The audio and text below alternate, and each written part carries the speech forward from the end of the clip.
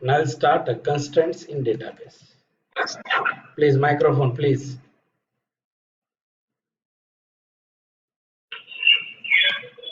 Amruta, please microphone. Constraints in SQL. Constraints in a SQL is here. Right. So we have a question is what is the constraint?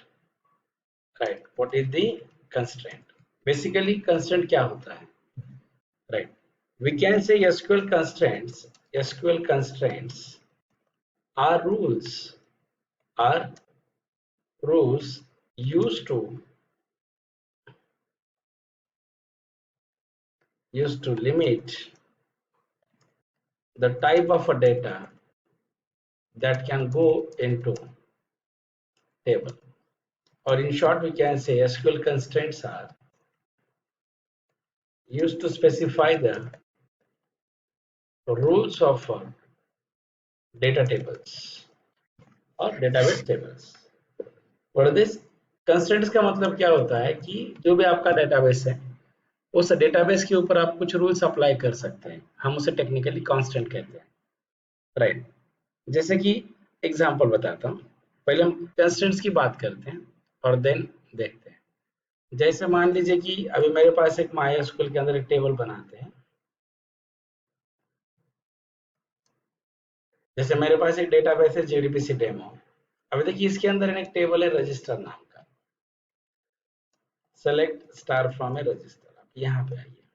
इसके अंदर कितने field है? 3 field है, name है, email है, contact है। मैं पूरे रिकॉर्ड एक बार डिलीट करता हूँ इससे, ठीक है। पूरे के पूरे रिकॉर्ड अभी हम क्या करते हैं, डिलीट करते हैं। फिर कैसे लिखेंगे? क्रिएट टेबल, सॉरी इंसर्ट करना है मुझे, लेकिन मुझे देखिए मुझे नेम है ना। अब मैं अगर यहाँ पे ऐसे लिखूं इंसर्ट इनटू रजिस्टर वैल्यूज, और यहाँ पे हमने क्या किया है, ईमेल दिया है और कॉन्टैक्ट दिया है। फिर यहाँ पे हम यहाँ पे देंगे ये @gmail.com, राइट। राइट, ये देखिए ये ऐसे है।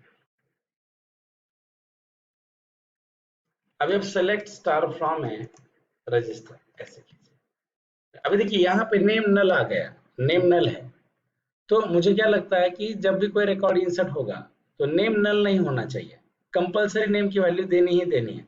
अगर यूजर अगर नेम को अगर नल वैल्यू देना चाहता है तो वो डाटाबेस ने एक्सेप्ट नहीं करना चाहिए। मतलब व्हाट हैपन, ये आपका एक तरीके का रूल हो गया कि हम नहीं चाहते हैं कि टेबल के ऊपर कोई नल वैल्यू अप्लाई की जाए। इज इट क्लियर और नॉट?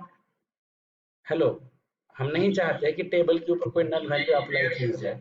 मैं चाहता हूं कि डाटाबेस का जो भी टेबल है इसके ऊपर कंपलसरी नेम की वैल्यू जानी ही चाहिए। बट यहाँ पे तो हमारे ऊपर कोई रिस्ट्रिक्शन नहीं, हम चाहेंगे तो इंसर्ट करेंगे नहीं तो नहीं करेंगे। मतलब नेम का मतलब क्या है, देखिए देखिए कंस्ट्रेंट्स का मतलब क्या होता है कि अगर हम चाहते हैं कि डाटाबेस का कोई टेबल है, उस टेबल के ऊपर अगर हम कोई रूल्स अप्लाई करना चाहते हैं, डेटा इंसर्शन के लिए कुछ रूल्स अगर अगर हम अप्लाई करना चाहते हैं, तो ऐसे केस के लिए हमें एसक्यूएल के अंदर क्या होता है, यस, हमें एसक्यूएल के अंदर एक फैसिलिटी दी है, हम उसे टेक्निकली कांस्टेंट कहते हैं। Is it clear? आपको बेसिकली ये समझ में आया क्या कि कांस्टेंट क्या है? Yes students, please give me feedback. Yes guys, hello, right. अभी देखिए types of a constant, please please microphone. Yes, types of a constant, type of a constant. Basically दो लेवल के कांस्टेंट, टेबल लेवल कांस्टेंट होते हैं, column level constant होते हैं। But अभी तो हम कॉलम लेवल ही कांस्टेंट के ऊपर बात करते हैं। सबसे पहला एक कांस्टेंट है नॉट नल बोल के, नॉट नल नाम का कांस्टेंट है। बाय डिफॉल्ट देखिए not null, by default a column can hold null values if you do not want to. A column have by default column can hold a null value if user not provided, if user not provided it. But if you do not want to a column have a null values, right? Use null constraint, use null constraint, right. मतलब देखिए अभी हमने यहाँ पे जब record insert किया तो आप देखिए बाय डिफॉल्ट जब मैंने नेम की वैल्यू दी ही नहीं, मैंने सिर्फ ईमेल और कॉन्टैक्ट वैल्यू दी है, तो बाय डिफॉल्ट मेरे कॉलम ने कौन सी वैल्यू ली है, प्लीज बताइए। यस, तो बाय डिफॉल्ट हमारे कॉलम के अंदर नल वैल्यू आ गई है, राइट। लेकिन अगर आपको लगता है कि नहीं इस कॉलम के अंदर नल वैल्यू आपको नहीं चाहिए, वहां पे कंपलसरी कुछ ना कुछ वैल्यू जानी ही चाहिए, तो ऐसे केस में हम क्या करते हैं, कंस्टेंट का यूज करते हैं। और उसमें हम कौन सा कंस्टेंट यूज करेंगे, नॉट नल वाला, कौन सा, नॉट नल वाला कंस्टेंट यूज करते हैं, राइट। सो सबसे इंपॉर्टेंट क्या है देखिए, नल क्या करता है, it restrict column having null value, number 8. And second, we use the alter or modify statement, specify this constraint. जैसे अभी हम एक टेबल बनाते हैं, टेबल को नाम देते हैं प्लेयर, और फिर हम प्लेयर का नाम, उसके रन्स, और उसके मैचेस, इतना लेना है हमें, लेकिन नाम नल नहीं होना चाहिए। तो यहाँ पे ऐसे लिखते हैं, क्रिएट अ टेबल, ऐसे लिखिए player name, name varchar 200, not null, ऐसे लिखते हैं, not null, int of a, sorry, matches, int of I, run,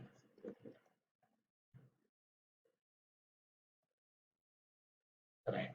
अब देखिए हम यहाँ पे इंसर्ट करते हैं, इंसर्ट इनटू प्लेयर वैल्यूज।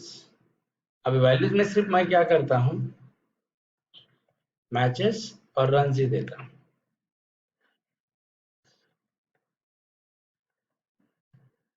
देखिए यहाँ पे देखिए एरर मिला, name does not have a default value. इसका क्या कहना है कि यस, मतलब देखिए जब हम नॉट नल नहीं लिखेंगे तो यहाँ पे बाय डिफॉल्ट नेम की डिफॉल्ट वैल्यू क्या होती है, नल होती है। बट यहाँ पे हमने कहा है कि जब कॉलम बनाया था तभी मैंने बताया कि नहीं इस कॉलम के साथ नल नहीं चाहिए। मतलब देखिए पहले कैसे था, अभी अगर आप यहाँ पे अगर आप आते हैं, देखिए पहले केस में आप जाइए, अगर आप फर्स्ट वाले इसमें जाएंगे तो आपको समझेगा। मान लीजिए आपका डाटाबेस का टेबल है, कंसिडर कीजिए this is your database table, that is very simple. ये आपका एक डाटाबेस का टेबल है, राइट। इसके अंदर कितने फील्ड्स है,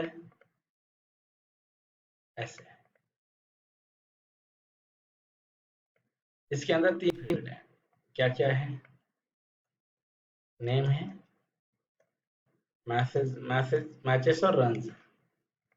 अभी आपने क्या किया, यहाँ पे अगर आप नॉट नल नहीं लिखते हैं, अगर आप यहाँ पे नॉट नल नहीं लिखते हैं तो, और आपने मैचेस और रन ही दिया, तो मैचेस की वैल्यू आपने क्या दी है, 100 दी है, और रन दिया आपने 10,000।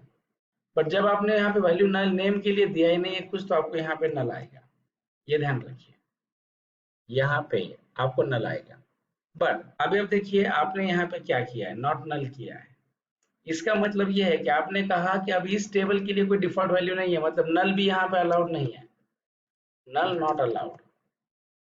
इसका मतलब यहाँ पे कोई वैल्यू ही नहीं थी, ये पॉसिबल ही नहीं है। यहाँ पे 100 आएगा, यहाँ पे 10,000 आएगा, तो कंपलसरी होगा कि आप इसका नाम कंपलसरी आपको देना ही देना है, आप इसे ब्लैंक नहीं छोड़ सकते। This is called not null. मतलब जब भी हम किसी कॉलम के अंदर कोई वैल्यू इंसर्ट नहीं करते हैं तो by default column null value के साथ काम करता है। But if user want to be ना कि नल अगर उसे अलाउ ही नहीं करना है, तो हम वहां पे नॉट नल वाला कंस्ट्रेंट यूज करते हैं। Is it clear students, please? Hello, yes guys. Not null वाला कंस्ट्रेंट हम क्या करते हैं, यूज करते हैं। तो आपको यहाँ पे कंपलसरी है कि आप नेम की वैल्यू देनी ही चाहिए, अभी अलाउ करेगा। देखिए, सॉरी,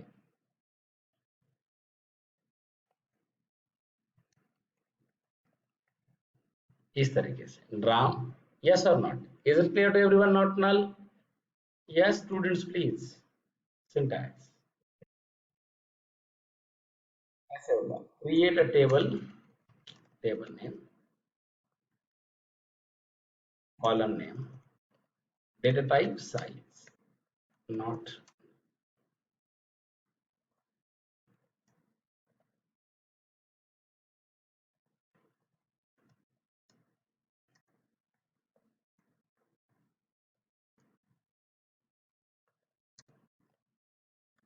यहां पे आप इस तरीके से लिखते हैं।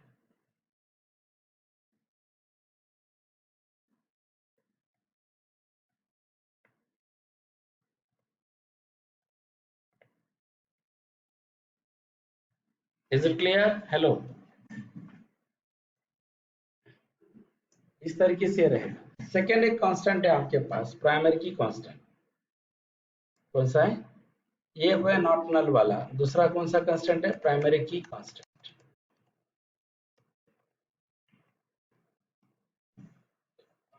एक है primary key constant. What is the primary keys here? So primary की क्या होता है, ध्यान रखिए। प्राइमरी की इज है, प्राइमरी की इज है, primary key, primary key constraint uniquely identify, uniquely identify each record in database. Primary key constraints uniquely identify each record in database. जो भी आपका प्राइमरी की कांस्टेंट है, ये हर एक रिकॉर्ड के अंदर यूनिकली डेटाबेस के अंदर आइडेंटिफाई होता है, राइट। मतलब प्राइमरी की कभी डुप्लीकेट नहीं होती है, आप ये ध्यान रखिए। और प्राइमरी की कंस्ट्रेंट, और प्राइमरी की कंस्ट्रेंट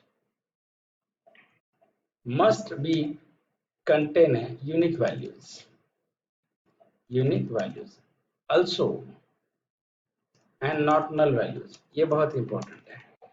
मतलब प्राइमरी की जो होता है ये बाय डिफॉल्ट ही नॉट नल होता है। मतलब आप प्राइमरी की के अंदर कभी भी नल वैल्यू नहीं दे सकते, और प्राइमरी की हर एक रिकॉर्ड के लिए एक ही होगा। प्राइमरी की एक टेबल के अंदर कभी डुप्लीकेट नहीं होती। Is it clear? यस और नॉट? हेलो, जैसे कि अभी मान लीजिए कि अभी हमने एक डेटाबेस टेबल बनाया।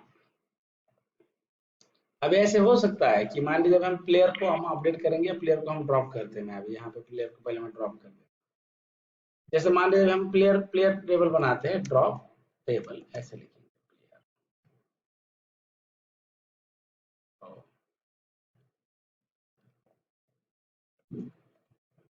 जैसे मान लीजिए ऐसा कभी अगर हो जाता है, ध्यान रखिए कि अभी हमें प्लेयर का टेबल बनाना है, तो हो सकता है कि एक ही नाम के दो प्लेयर एक ही टीम के अंदर हो। यस और नॉट? तो फिर कैसे समझेगा कि कौन सा प्लेयर कौन है? यस और नॉट? इसीलिए हम हर एक प्लेयर को एक आईडी देते हैं, और हम नहीं चाहते कि दो प्लेयर का सेम आईडी हो। इज इट क्लियर और नॉट? हेलो, जैसे मान लीजिए ऐसा कभी अगर हो गया, यहाँ पे अगर प्रॉब्लम ये हो जाती है कि मान लीजिए हमने प्लेयर का नाम दिया, प्लेयर का हमने नाम दिया, उसके बाद प्लेयर के रन्स दिए, प्लेयर के क्या दिए हैं, रन्स दिए हैं, और प्लेयर के मैचेस दिए हैं। अभी देखिए ऐसा कभी अगर हो जाता है कि प्लेयर का नाम सचिन, रन्स ऐसा कुछ तो डालते हैं, matches Dhoni, runs,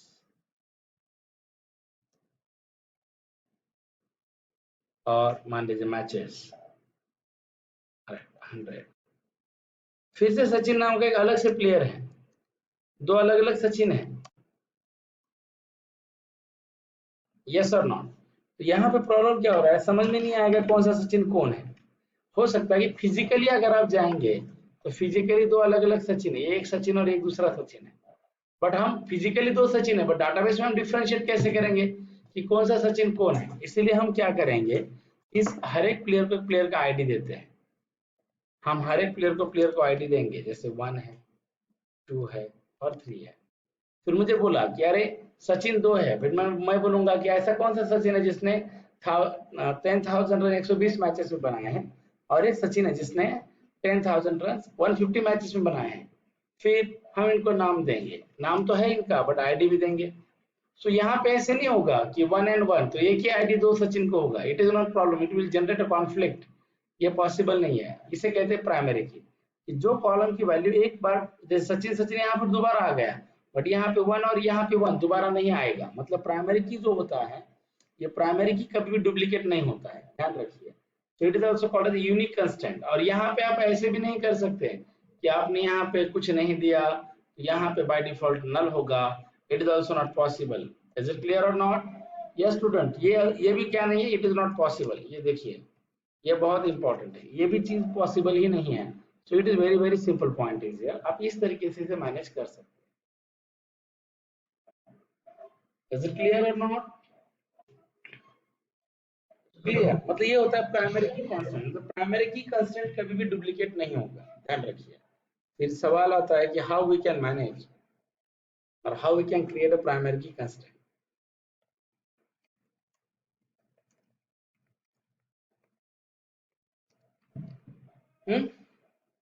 how we can create a primary key constraint. अब प्राइमरी की कांस्टेंट कैसे क्रिएट करेंगे? फिर ऐसे लिखते हैं, create table, table name, column name, data type, size, और यहाँ पे लिखते हैं प्राइमरी की।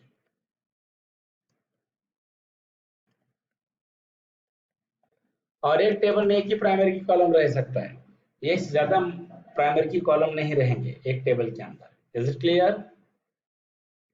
जैसे मान लीजिए हमें प्लेयर को आईडी भी देना है, तो हम यहाँ पे ऐसे लिखेंगे, create table player ID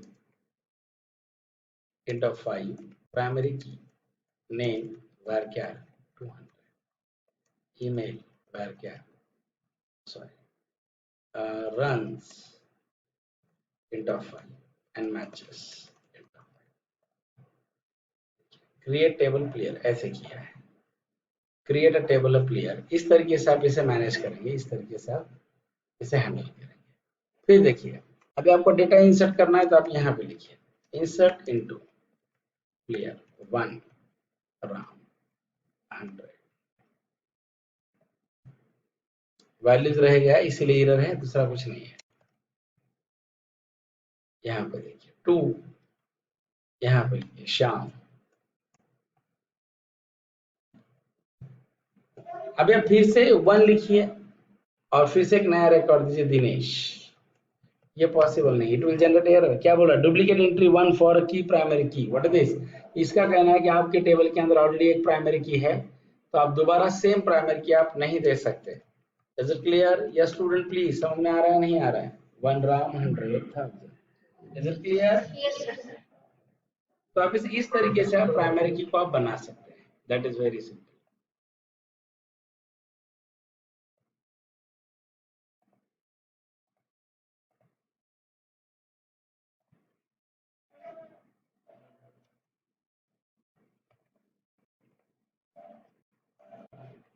This is your primary key concept.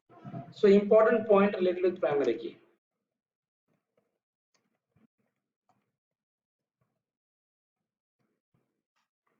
Important point related with the primary key constant.